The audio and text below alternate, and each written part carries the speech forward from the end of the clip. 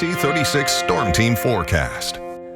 Quite a hot and humid start to the month of August on this Thursday. Afternoon highs low 90s and the heat index values over 100, and we're still dealing with waves of thunderstorms.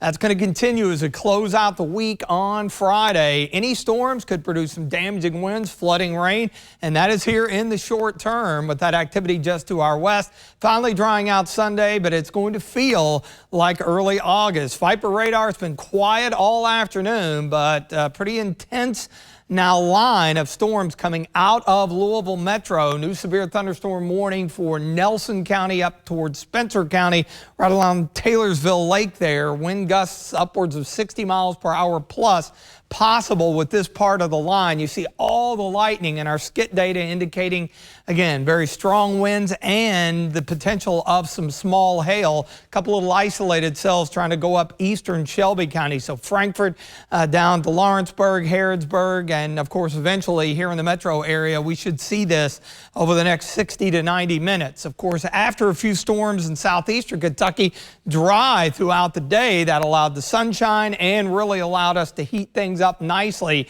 You can see that big area of storms blowing up quickly and then kind of fanning out as it works into the Commonwealth.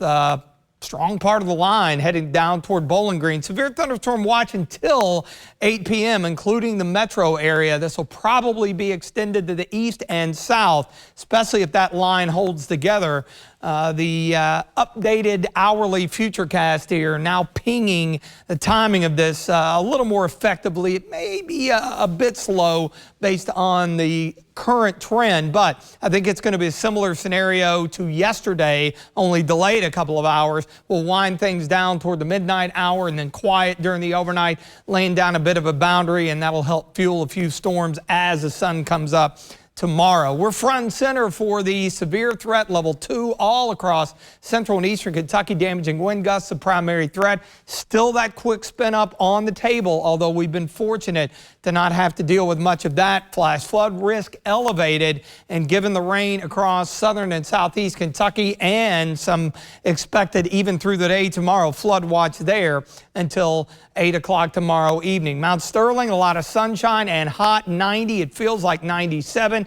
Now, it's breezy around the area, but all that's doing is just blowing the hot air around. Casey County near Liberty, 88 there, feels like 97 at the Kentucky Mesonet site. And check out temperatures right around the 90-degree mark. And of course, our dew points and humidity levels really high, a tropical feel to the air. And the end result has put our heat index values over the 100-degree mark, or at least flirting with it in most locations. So not comfortable in any capacity to be out and about through the afternoon, and that'll continue to be the case, especially farther east. We'll get a little relief as those storms roll in. The cold front to the west, that eventually will be a player in our weather by the weekend. Still have that level 1 threat for the day tomorrow here in central and eastern Kentucky, and we're going to hang on to the storm chances through Saturday. This front, it's going to take its time, but it eventually will get through here.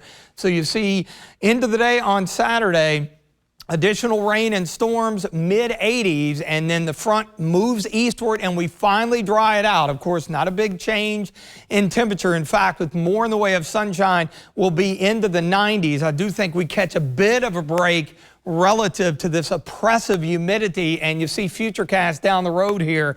We got a couple of dry days on the way, and given the consistent rain chances we have seen the last several days, we'll take it. Ironically, the updated drought monitor, no big major change. We're still in a moderate drought, but remember the reading was taken 2 days ago, and as we chip away at a rainfall deficit when we're in a drought, we get a bit of a lag of a week or two as we see the data catch up. Scattered storms, of course, an intense line west of Lexington.